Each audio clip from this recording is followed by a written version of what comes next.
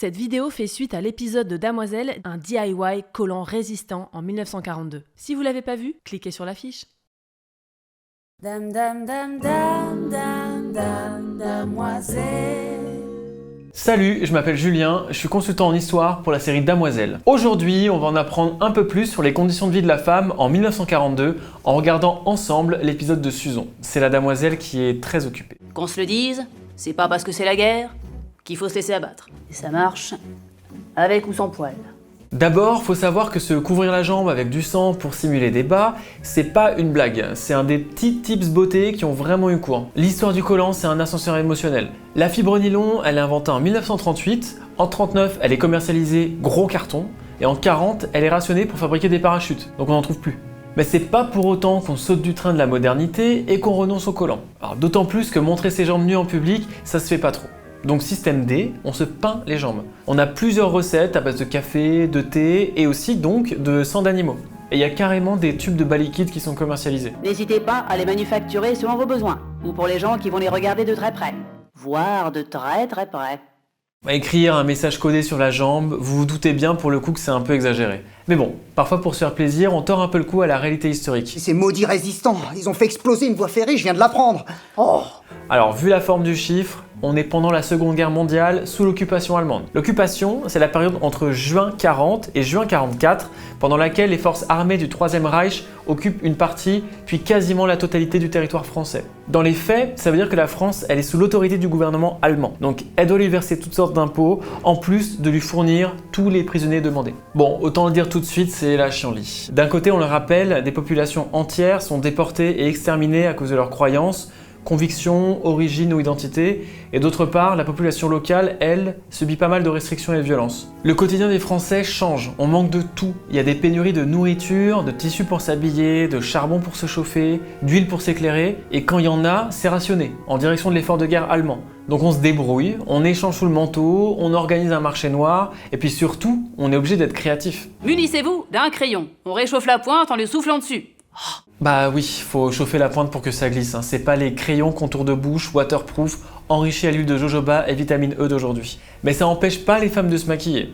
D'ailleurs, c'est assez étonnant de voir sur les photos d'archives que non seulement elles sont maquillées, mais parfois de manière quasiment punk.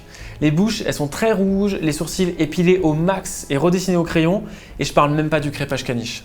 Ça ressemble pas beaucoup au look pin-up bonbon qu'on nous montre souvent dans les films de cette période.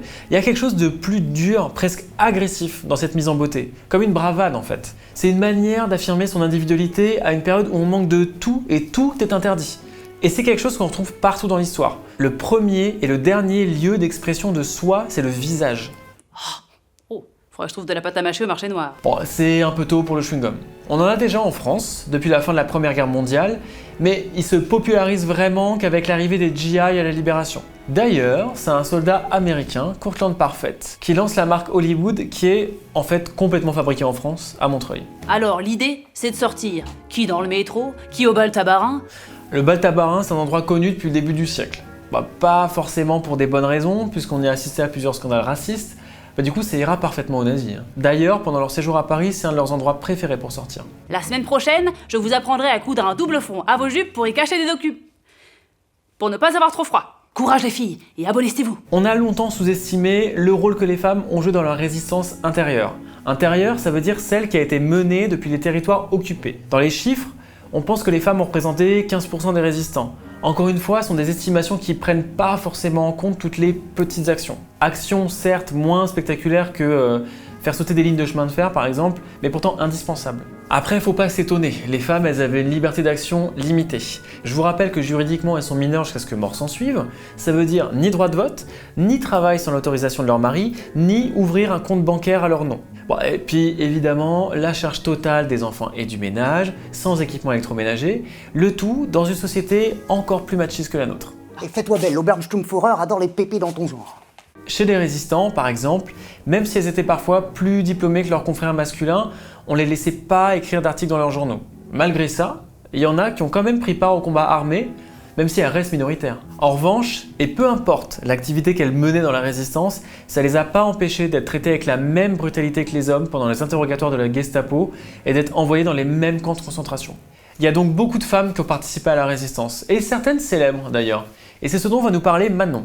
Tout à fait Julien, et d'ailleurs j'aimerais vous parler d'une femme en particulier, c'est Joséphine Baker. Elle a été une grande figure de la résistance et ses actions ont été nombreuses et diverses.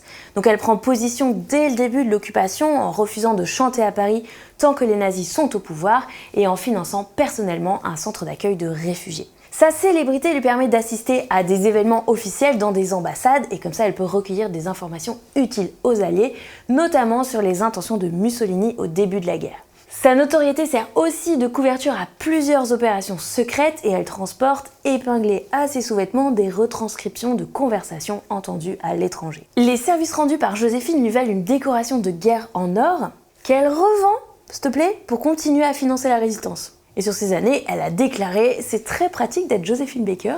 Mes passages à la douane s'effectuent toujours dans la décontraction. On me réclame effectivement des papiers, mais ce sont des autographes. » Merci Manon. Si votre attention n'a pas été aussi résistante que Susan pendant la vidéo, voici les 3 points qu'il faut retenir sur la France pendant l'occupation.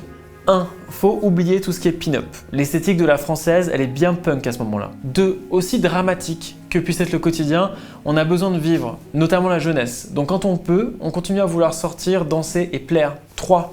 C'est une des périodes les plus créatives en chapeau, coiffure et chaussures. Bah oui, faut bien s'exprimer quelque part. L'histoire, c'est pas une ligne droite, ça ressemble plutôt à un mouvement de balancier. Susan, elle a vécu il y a longtemps, mais on voit que son quotidien résonne encore avec le nôtre. En tout cas, on peut lui dire merci, parce que grâce à elle, on a pu profiter de sa gouaille, et ça fait toujours plaisir. Le chic à la française, quoi. Merci de m'avoir écouté.